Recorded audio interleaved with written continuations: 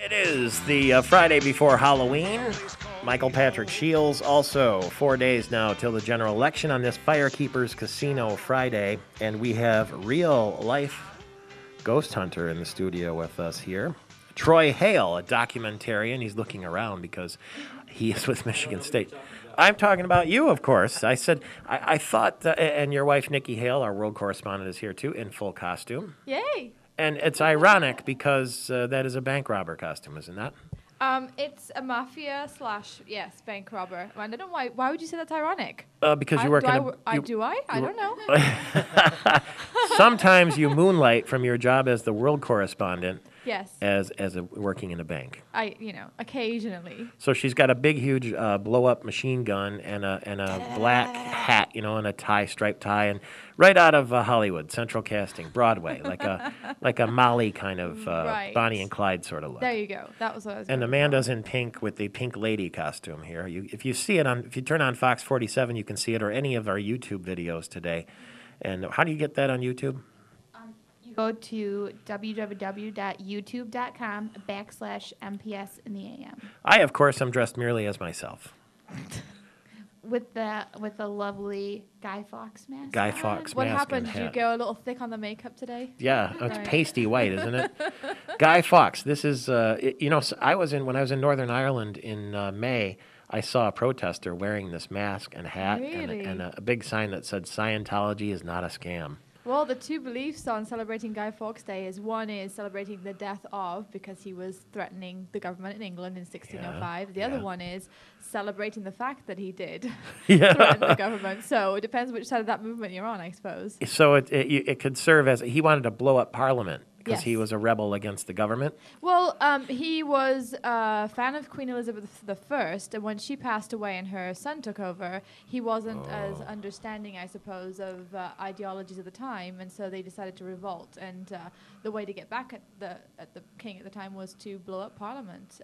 There was, I think, 13 of them, if I'm thinking correctly, 1605, and they had 36 barrels of old gunpowder, and but they sent a warning to a couple of people in Parliament that they were fond of, and so the warning got to the king, and then they got caught. So it never actually happened, and then he was hung, I suppose. So next Friday is Guy Fawkes Day, and Yeah. they'll be hanging bodies, dummies in England with this mask Yeah, and in effigy. and they do bonfire night. Bonfire night. Yes, that's what usually the children do. So Bonfire night. ironic, isn't it, to have a Guy Fawkes mask on before the general election?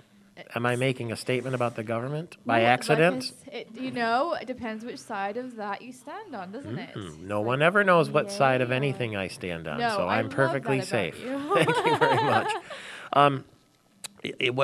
Halloween costumes? We're gonna spend something in the United States like $70 billion. Adults are wearing costumes. Yeah, so I talked to a couple of colleagues of mine and said, oh gosh, I've got to dress up for MPS on Friday. And they're like, give me a suggestion. You wouldn't believe, but several people wanted me to dress up like Snooki.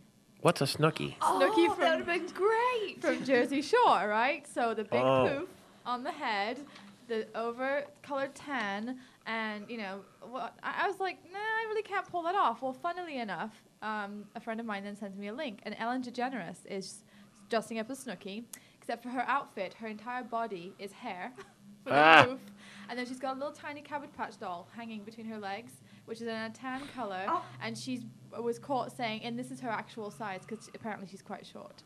But I couldn't pull that off, so 4'6". By the way, only the English can pull off a phrase like "funnily enough." We can't say that here. I'm right? So a lot of these costumes, the big percentage of these adult costumes, according to the Detroit News this morning, are more of a sexy variety. Yes. Did you see that? There's a little list here of some of them, like pouty pirates, the French maid, naughty law enforcement.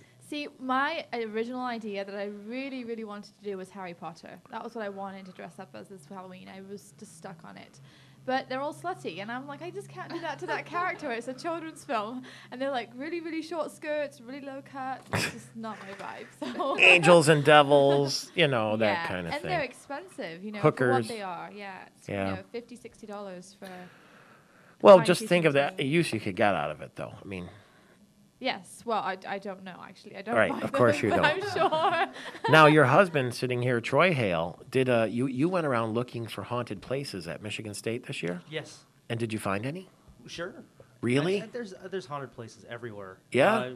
At least when I was looking around, there's a ton of haunted places around Michigan, and How about the spot where the Dirty Dollar Bar used to be? That must be really haunted. They tore it down, but man, that was a real place of debauchery in its time. well, no, I didn't hear about that one, but we found a lot of I went on the internet and we found a lot of places that were supposedly haunted at MSU, and on Wednesday we went to one of them, which is the auditorium.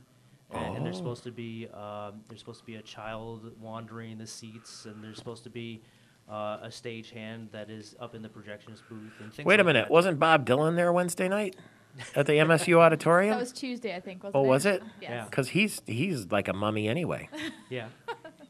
So did you have any close encounters? I did scare my photographer pretty badly, and he got really spooked out. We were walking around the basement, and there's no lights down there, so we have our TV lights, and we're kind of following this person around, and she had a wireless microphone on, and she had to leave. So I said, well, thank you so much for showing us around. I grabbed the wireless mic, I put it on my pocket, and I clipped the mic on my pocket. Well, we left that room, and my photographer was still in the room, and all of a sudden I moved around, and my keys jingled in my pocket. Yeah. And he had his headphones on. Yeah. And he's the only person in that room, and he hears a noise, and he starts looking Oh. around. So he got a little worried there for a second. You know what? Dr. Joe Ahrens is on the phone with us right now. He's a cardiologist and a wellness doctor. Good morning. Nice to talk to you again. Oh, good morning, Michael Patrick. You heard what Troy Hale did to somebody on his team there when they were ghost hunting. And from a medical standpoint, I'm wondering the things that go bump in the night, these frights and these tricks instead of treats, can you possibly get hit with such a frightening jolt that you could, meet your maker? Could you be scared to death? Yeah, can you be scared of that? Only if you only have a predisposed heart or a coronary artery system that's in which the fear factor would be the final straw. In a truly normal heart, that cannot happen. Really, even though sometimes you get so nervous your heart starts racing and it feels like it's going to jump right out of your chest? Yeah, it can race up to 120, 130 beats per minute, but it won't kill you. Good to know. It's like the last time I walked up a flight of stairs. I think I was up to about 180. Let me ask you this now. Being scared to death only occurs in the movies. Oh, okay. And the jolt, though, sometimes people physically react to being scared where they get weak in the knees and they crumble to the ground sometimes and then they have to catch their breath. That's all sort of the normal part of being scared? Yeah, that's a psychological response. It's a cardiovascular response where they get blood pooling in their legs, and they get their blood pressure goes down, and they could pass out, but they won't die. Why do you think people sometimes like to be scared? Is it the adrenaline rush? That's a good question. I've always asked myself that. Why do people want to go to a show and be scared and just like that? Yeah. And create all kind of fear and then have nightmares the following night? Why do people like to do that? I don't have an answer for that. Maybe it is. Troy, you make movies. I mean, when I watch a movie sometimes and I can feel my fists clenching up or I'm grabbing and then I stop myself and say, what are you doing this to yourself for? Well, with film, I always tell my students when they're making a film, if they can make the audience feel something, whether it's happy or sad or fear or anything like that, they've done a good job because they've put something that's on a two-dimensional screen and they've not only shown it to you, but they've made you react to it somehow, and that's a great film. Yeah. I notice sometimes if I'm home alone in the dark and watching a scary movie, that if I can't take it, but I don't want to shut it off because I'm curious about what happens, if I put the volume down to 0, it's not as scary. No, that's suspenseful music that they have in there. Yeah, the trying music. to get that reaction out of you. We try to get a reaction out of you when we make things. And if you close your eyes, it's still scary, though, because you hear the music and everything. Yeah. But Michael, we have enough stresses in life. We have enough things to feel guilty about, enough things that scare us, and that's where our fears come out, and it would be at night in our dreams. Why do you want to add to that? We have enough things in life to stress us out. Yeah, you're right about that. I mean, we've got an election coming in 4 days. If that doesn't scare anybody, who knows what will, right? I reckon, but I just, that's why when little kids see scary movies like that, they carry those fears subconsciously for decades many times. That's just not good. It's just useless. There's no sense to it. Yeah, poor Amanda, my producer, she's been scarred for life by watching Scooby-Doo cartoons. more like Well, the movie for Halloween. example, Mike, there's called fear of failure dreams. Everybody who's ever gone to college has fear of failure dreams. The most common form is where you're sitting in a classroom, the professor walks in, unannounced exam, and people who have that dream for 30, 40 years of their lives many times. So I always say to people, why do you want to create more negativity for yourself? Yeah. You know, performers I've talked to and interviewed have the same dream I do sometimes, and that is they get to the time that it's to start the show, and you can't remember your lines, or you have nothing to say, or you try to talk and nothing comes out. And so that's pretty spooky. Now, you, Troy, have some sort of computer device here in which you're running a scan ghost test on our new studio here? Yeah, and just like anything with an Look iPod. at that. Oh, of course it just turned off when you said that. Let me get it back on. So this thing has been monitoring the hyperkinetic activity. I may have just made that word up. I don't know, but about in this room. And what is it showing? Is it Well, just like everything with Apple, there's an app for that. So Okay.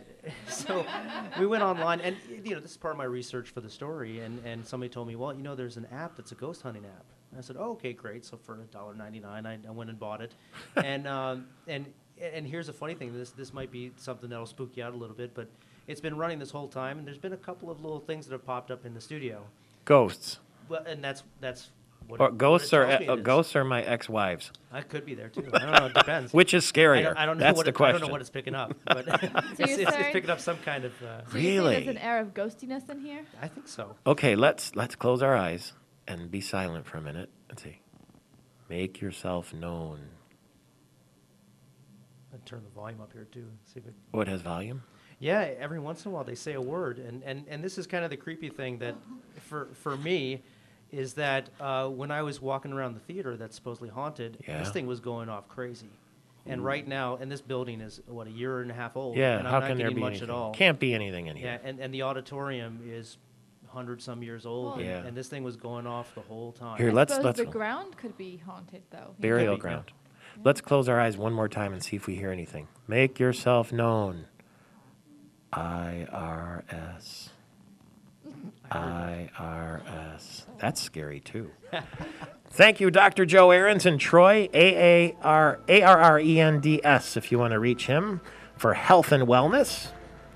35 minutes after the hour, Troy Hale's with us. We're going to talk more about the movies when we come back. And the Mafia Gangster, Nicky Hale, and the Pink Lady, Amanda Wall. We're back in a flash. We are talking movies this morning on Halloween weekend, joined by Troy Hale, a movie maker from Michigan State University. He's won how many Emmy Awards now?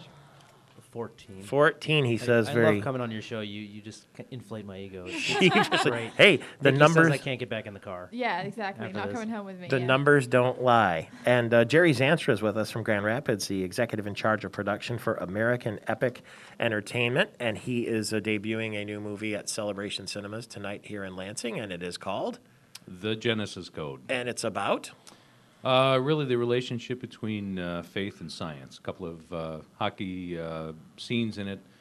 There's a young man and a young woman who are college students wrestling with faith and science, and about the resolution that they come to. And you've got some big stars in there, like Fred Thompson, who was in Yep. Die Hard 2, I think it was one of his big movies, wasn't it? And Law and Order. That's right, Law and Order, and he starred in the United States Senate for a while too, and Yes, he ran did. for president. That was a pretty funny act. Yep. Ernest Borgnine, Academy Award winner, and Louise Fletcher, who was in that Jack Nicholson picture, The Hospital. One Flew Over the Cuckoo's Yeah. Nest. She's Nurse Ratchet. Yeah, and Catherine Hicks, and someone named Jerry Zanstra is in that movie too. I am in it. So that starts tonight at Because Celebration. all those things naturally fit together. I of thought course. so. Sure, Yeah. sure. Celebration Cinemas. What time? This Various times? evening, yeah, it'll be throughout the day, but the one we'll be at tonight will be at the 7:30 showing. The GenesisCodeMovie.com, and this was this movie shot in Michigan? Everything was shot here. Everything. Yep. Ron Van Timmeren from Celebration Cinemas on the other end of our line. Happy Halloween to you. Happy Halloween, Michael Patrick. Hi, Jerry. Hey, Ron, how you doing, man? Great. Nobody's going to go to any movie but the Genesis Code, but real quickly, what else is on the screen this weekend? Well, there's only one new wide release for the Halloween weekend. That is Saw 3D, sort of the opposite of Jerry's movie, if you will. The seventh movie in the series, and you know pretty much what to expect, although this time it will be in your lap, as they say. But Paranormal Activity last weekend, $41.5 million for that. That just could hold on to the #1 spot because it is very scary. I've talked to dozens of people who said it was better than the first one, so that's the real thriller this weekend. There's a little bit of a scary, well, I wouldn't call it a thrill. Rick Snyder, who is leading by 20 points now for the governor's race Tuesday, is making noise about adjusting the film tax credit, Jerry Zanstra and Troy Hale. He said it needs to be adjusted. It is creating jobs, but, you know, he says we can't afford it. It's costing too much. We're writing checks at the state of Michigan that we can't afford. What do you think? Oh, okay, sure, I'll take this one. Okay. That's Troy Hale. You know, the program has only been in place for a couple of years, and from what, and I'm not an expert at it, but I know some people that are experts at it. And from what I've heard is, you know, we need to be able to measure this, and we need to get at least 5 years into it to measure it, to see what it's doing. Now, I don't think there's any doubt that there's a lot of things going on with film in Michigan, and it's really bringing a lot of positive attention to the state. Not only that, but you know, we're training students to be able to make films and stay in the state. I was part of a program this summer called Michigan Creative Film Alliance, where we brought students together from Michigan State, University of Michigan, and Wayne State University to make a film. And on that film, we had a lot of professional insight to it. And these students now want to make films in Michigan. They, you know, originally they were going to get the training here and go out to Hollywood and make the films. And now they want to stay in their home state to be able to do the job that they're trained to do. Even the film that we worked on, we had local hotel rooms, and we had catering, and we had security, and we had all kinds of things that employed people in Michigan. And our film was only had a budget far less than what a real Hollywood film coming into the state would. And from what I've heard too is the directors that come in here from Hollywood, they see some of the beautiful areas of Michigan, and they come here for vacation. You know, they live out in Hollywood, and this is an interesting thing. Jerry, for them. is that so? Yeah, the people that we brought in from L.A. Absolutely love Michigan. I think what Rick is going to do, Rick is going to take that same approach probably with every incentive package. Is this a net gain and net loss for the state? But I think you're absolutely right. It's going to take some time, and I think Rick understands that, and I think he's going to give the program. I don't think next January we're going to be looking at cuts. I think he's going to have this evaluated. I think it'll be a long process. I think he'll leave it in place for quite a long time and take a look. Can he go to Hollywood and say, "Look, how low can I go, and you'll still come"? Well, we have 46 other states have incentive packages, so we can compare ourselves. Right now, we're #1 in the United States, which is why there are more films being shot in Michigan this year than there are in California this year. Wow. And that's the case because the incentive, guess what? At the end of the day, we're business people. We're a for-profit company. And I heard George Clooney's coming back in February to do another movie. This will be a third one here. Yep. And again, it's the incentive package. It's the incentive package that attracts people, but then I think it's the people of Michigan and the beauty of Michigan that encourages them to come back and shoot again. Well, I just as I don't mean to be funny, but when George Clooney takes a movie and they say, "Okay, you're going to be in Detroit for February," do you think he goes, "Oh hell, really? You sure I'm not at Lake Como?" He definitely does that. Yeah, that's exactly what he says. Or yeah. But maybe when they get here, they get surprised a little bit. You know what, though? It's about the financial side of it. That's the key part of it. Well, you want the work, you go where the work is, right? Absolutely. And hopefully it's here in Michigan. You bet. The Genesis Code starts tonight at Celebration Cinemas in Lansing, and you can probably find your way to it if you go to the GenesisCodeMovie.com, wherever you are listening, and CelebrationCinemas.com, too. Congratulations. Thank you. Mr. Director and Mr. Ed. He's with 2 Academy Award winners and an Emmy Award winner, Troy Hale, right here, and Nicky Hale, too. It is indeed. Happy Halloween, 14 before the hour.